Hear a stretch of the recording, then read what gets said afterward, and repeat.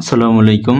আমরা সপ্তম শ্রেণীর প্রথম অধ্যায় মূলদ এবং অমূলদ সংখ্যার অনুশীলনী ১.২ করতেছিলাম।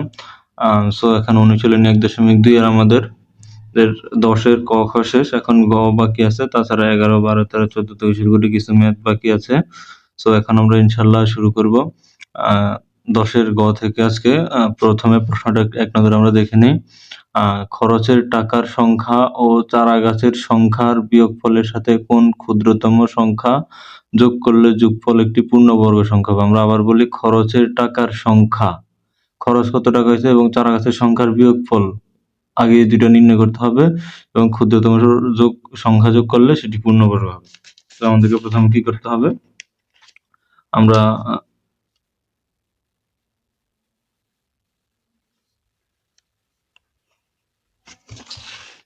আমরা ক নাম্বার ক হতে পাই, আমরা জানি ক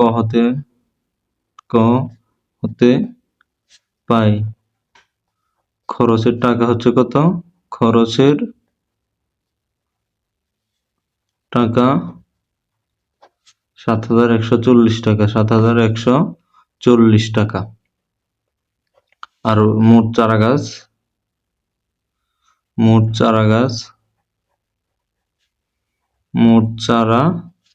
হচ্ছে আমাদের ৫৯৫টি। আমাদের কি বলছে? খরচের টাকা এবং চারা গাছের সংখ্যার বিয়োগফল, এই দুইটা নির্ণয় করতে হবে। সুতরাং বিয়োগফল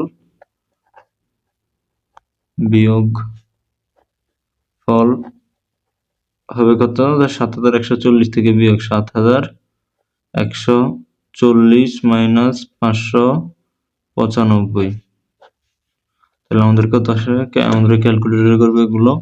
আমরা প্রথমেই ৭,১৪০ মাইনাস ৫৯৫ করলে আমাদের আসে ৬,৫৪৫। ৬,৫৪৫। এবার বলছে কি বিয়োগফল, খরচের টাকা ও চারা গাছের সংখ্যার বিয়োগফলের সাথে। তার মানে আমাদের কি হলো? খরচের টাকা এবং চারা গাছের সংখ্যার বিয়োগফল নির্ণয় করা হলো। এরপর বলছে যে বিয়োগফলের সাথে কোন ক্ষুদ্রতম সংখ্যা যোগ করলে যোগফল একটি পূর্ণবর্গ সংখ্যা হবে, মানে বিয়োগফলের সাথে। এখন আমরা বিয়োগফলের সাথে পূর্ণবর্গ সংখ্যা নির্ণয় করে, তার মানে ৬,৫৪৫। এখন আমাদেরকে ৬,৫৪৫ কে প্রথমে কোন সংখ্যা দিয়ে ভাগ করা যাবে? প্রথমে আমরা ২ জোড়া ভাগ করে নিব। তখন তাহলে আমাদের এটা হচ্ছে ৬৫। আমরা জানি ৬ স্কয়ার হচ্ছে কত? ৩৬, ৭ স্কয়ার ৪৯, ৮ স্কয়ার ৬৪, ৯ স্কয়ার ৮১। তার মানে আমাদের নিতে হবে কত? ৬৫-র আশেপাশে। তো ৬৫-র সবচেয়ে কাছে হচ্ছে কি? ৬৪। তার মানে ৮ নিব, তার মানে ৬৪। তাহলে আমাদের ৬৪ নিলে এবার বিয়োগ করলে এখানে কত? ৫ থেকে ৪ গেলে থাকে ১, আর ৪৫ নিচে নামবে। আবার এদিকে কি করতে হবে? ৮-এর ডাবল নিতে হবে, ১৬। এরপরে কি করা উচিত আমাদের? এরপরে এমন একটি সংখ্যা নেওয়া উচিত ১৬ এর পাশে, যেটা যোগ বা গুণ করলে আমাদের ১৪৫ সংখ্যাটি আসে। তো আমরা যদি এখন ১ নেই এখানে, তাহলে আমাদের বেশি হয়ে যাইতেছে। সো আমরা কি করব? এখানে ০ নিব সেজন্য, আর এখানেও ০ নিব। তাহলে ১৬০ হলে এখন আমাদের কি হয়? ০ বার যাবে, তাহলে আমাদের অবশিষ্ট থাকে কে? ১৪৫। এবার আমাদেরকে বলছে কি, কোন ক্ষুদ্রতম সংখ্যা যোগ করলে যোগফল একটি পূর্ণবর্গ সংখ্যা হবে। এখন এটি পূর্ণবর্গ সংখ্যা নয়, আমাদের যেহেতু অবশিষ্ট আছে আমরা বুঝে গেলাম এটি পূর্ণবর্গ সংখ্যা নয়। পূর্ণবর্গ সংখ্যা নয়, বর্গ সংখ্যা নয়। তাহলে আমরা কি করব? পূর্ণবর্গ হইতে হলে ৮০-র সাথে ১ যোগ করব। ৮০ যোগ ১ সমান সমান ৮১। এখন আমরা ৮১ স্কয়ার বের করলে হয়ে যাবে আমাদের। ৮১ গুণ ৮১, ৮১ স্কয়ার কত আসে আমাদের? দেখি আমরা, ৮১ গুণ ৮১, তাহলে আমাদের আসলে কত? ৬,৫৬১। ৬,৫৬১ আসলো। এরপরে কি করতে হবে আমাদের? প্লাস এই ৬,৫৬১ থেকে ৬,৫৪৫ আমাদের বিয়োগ করে দিব। সুতরাং ক্ষুদ্রতম সংখ্যা হচ্ছে আমাদের কত 6561 বিয়োগ 6545 6545 তাহলে আমাদের আসে কত 6561 মাইনাস 6545 আমাদের উত্তর আছে 16। সো 16ই আমাদের অ্যান্সার। তাহলে ক্ষুদ্রতম সংখ্যাটি আমাদের কত 16। সো এটা হচ্ছে আমাদের যে সৃজনশীল প্রশ্ন আছে সেটার গ নাম্বার। এরপরে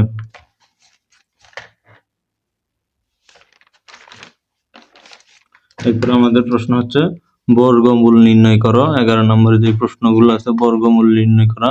সো প্রথমেই আমরা বর্গমূল নির্ণয় শুরু করব প্রথম থেকে। সো প্রথমে আছে আমাদের কত 11 লিখে নেই আমরা 11 ক 0.36 এর বর্গমূল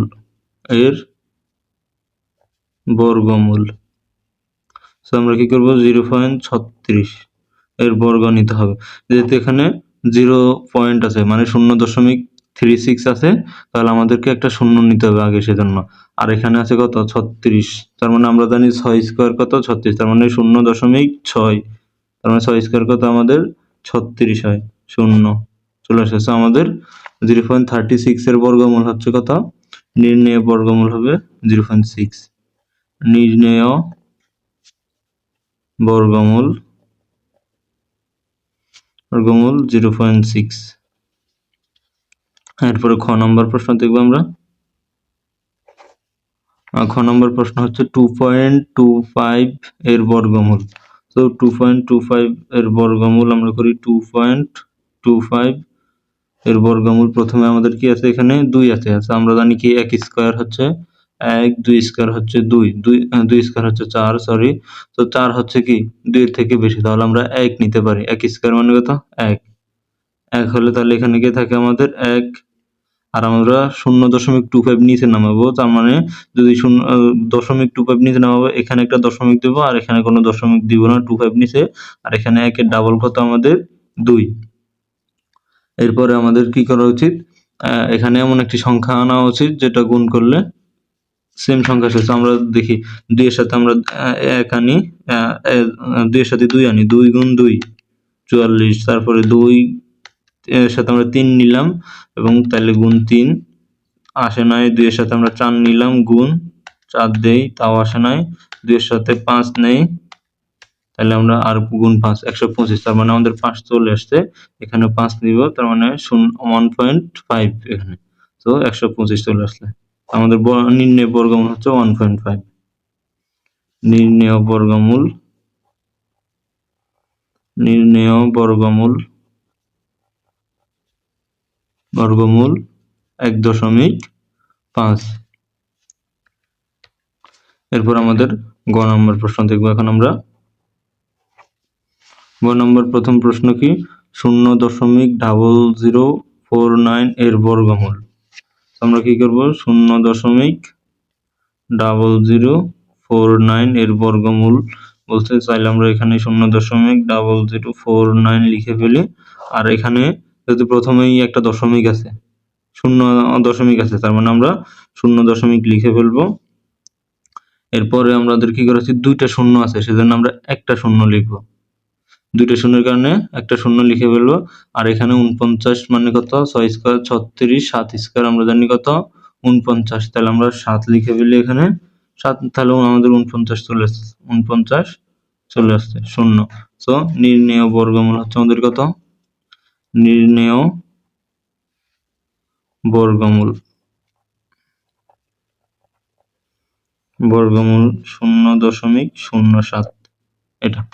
এরপর আমাদের ঘ নম্বর প্রশ্ন দেখবো এখন আমরা। আমাদের ঘ নম্বর প্রশ্ন হচ্ছে কি ক শেষ খ শেষ গ শেষ।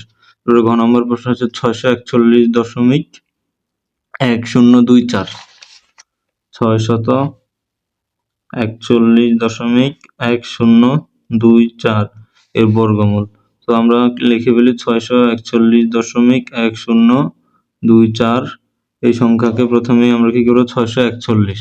তো আমরা প্রথমেই দেখি কত স্কোয়ার করলে এটা হয় 6 হয়। প্রথমে আমরা 6 দিব, 6 কে 1 জোড়া আর 41 কে 2 জোড়া ভাগ করব, তার মানে 2 স্কোয়ার লিখতে পারি আমরা 4, তার মানে 2 স্কোয়ার মানে কত 4। সো এবার যদি 4 কে আমরা বিয়োগ করি, এখানে থাকবে কত 6 থেকে 4 গেলে 2 আর 41 নিচে নামবে। 41 যদি নিচে নামে আমাদের, তাহলে এবার আমরা এরপরে কি করব, তাহলে 241 হলো, আর এখানে 2 এর ডাবল লিখতে হবে 4।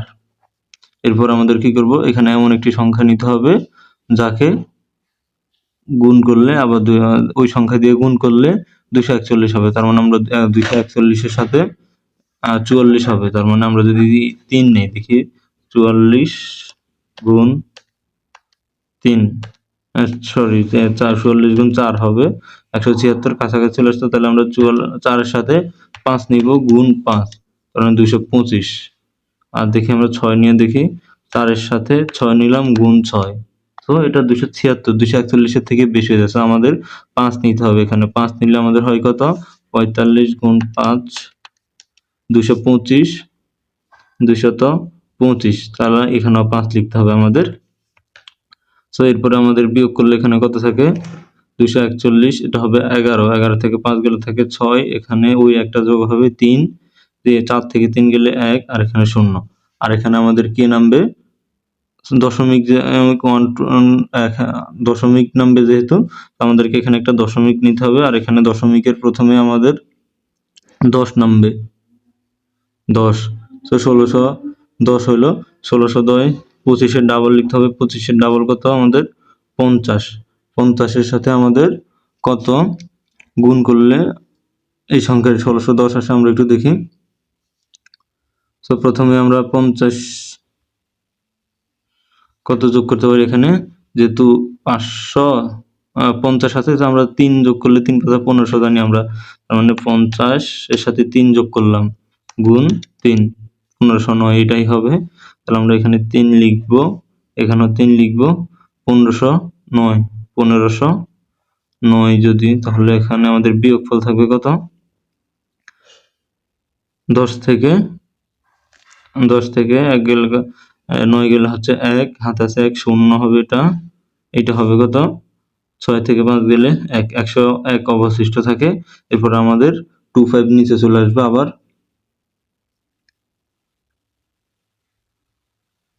25 আছে, সরি 24, আমাদের 24 নিচে চলে আসবে, মানে 10, 124, 24, আমরা এখানে 503 আছে, তো 25.3 আছে, এটা ডাবল লিখতে হবে আমাদেরকে। তো এটা ডাবল কত হবে, এখানে 50.62, 50, বাট দশমিক আমরা লিখবো না, 50.62। যদি আমরা এটাকে দিয়ে যদি ভাগ করি, তার মানে এখানে আমরা 2 মানে 506 লিখবো, আর যদি 2 লিখি অতিরিক্ত 2 দিয়ে গুণ করি, তাহলে আমাদের এখানে উত্তর আসবে কত 1000। এই যে আমরা দেখা যায় 5006, আর 2 অতিরিক্ত যোগ করছি, 2 দিয়ে যদি গুণ করে দেই ডিরেক্ট আমাদের 10,124, এই যে 10,124 চলে আসছে, 10,124 চলে আসছে, তো 0, আর এখানে 2, সো আমাদের এটার উত্তর হচ্ছে কত, আমরা লিখে ফেলি নির্ণেয়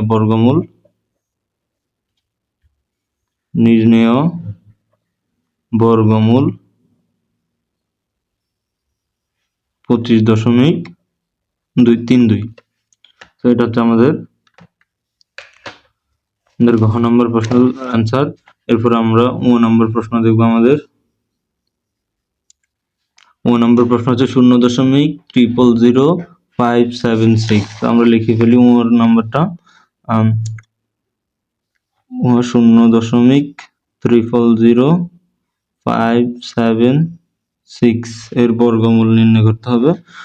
সো 0.000576, এটাকে প্রথমে আমাদের কি করতে হবে, একটা শূন্য আছে সেজন্য 0 লিখতে হবে, আর এই 3টা জিরোর কারণে আমরা কি লিখবো, একটা 0 লিখবো।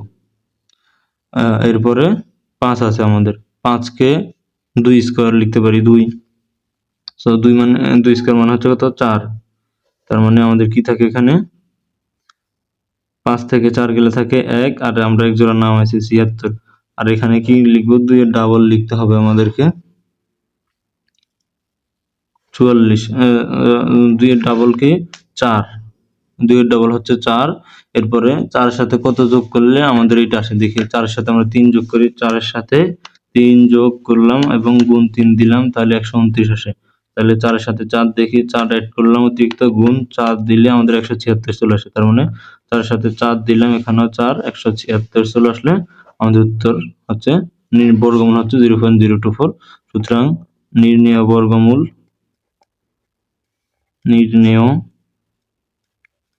বর্গমূল সমান 0.024। এরপরে নম্বর শেষ।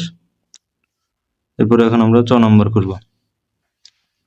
6 নম্বরের প্রথম প্রশ্ন হচ্ছে 144.8412225। তো আমরা 6 নম্বর প্রশ্নটি একটু দেখে নেই, একটু বড় প্রশ্ন। 144.8412225। আবার লিখি 144.8412225। তো এটাকে প্রথমে আমাদের এটার বর্গমূল নির্ণয় করতে হবে। 144 12 স্কয়ার আমরা জানি 144, কারণ আমরা ডিরেক্ট 12 লিখে ফেলি এখানে। 12 স্কয়ার 144, তাহলে আমাদের শূন্য চলে আসছে এখানে। তার এরপরে শূন্য চলে আসলে 84 নিচে নামাতে হবে। 84 যেহেতু দশমিকের, তার মানে আমাদের এখানে একটা দশমিক দিতে হবে। আর এখানে কি করতে হবে, 12 ডাবল কি, 12 ডাবল হচ্ছে কত, 12 ডাবল হচ্ছে 24। 12 ডাবল হচ্ছে 24।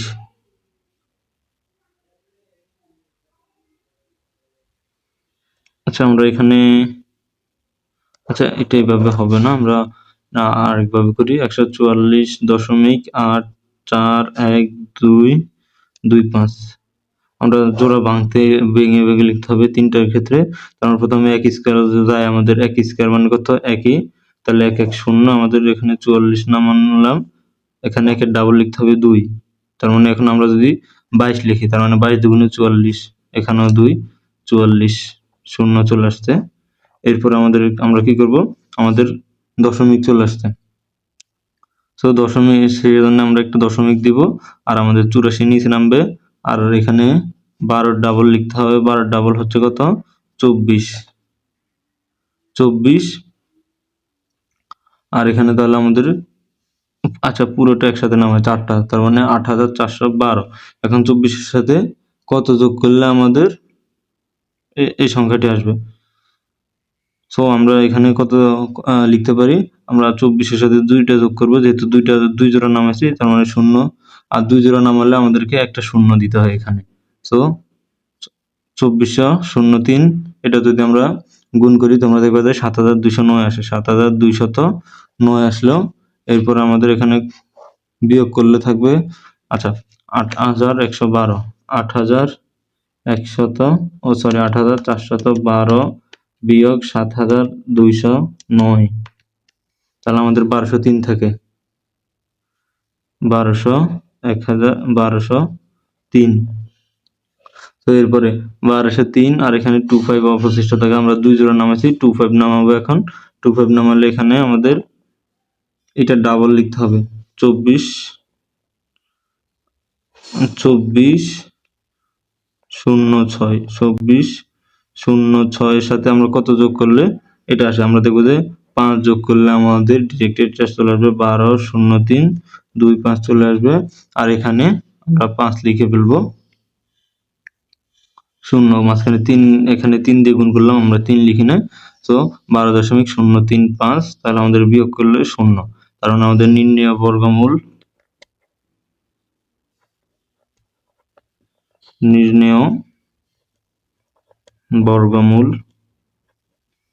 12.035।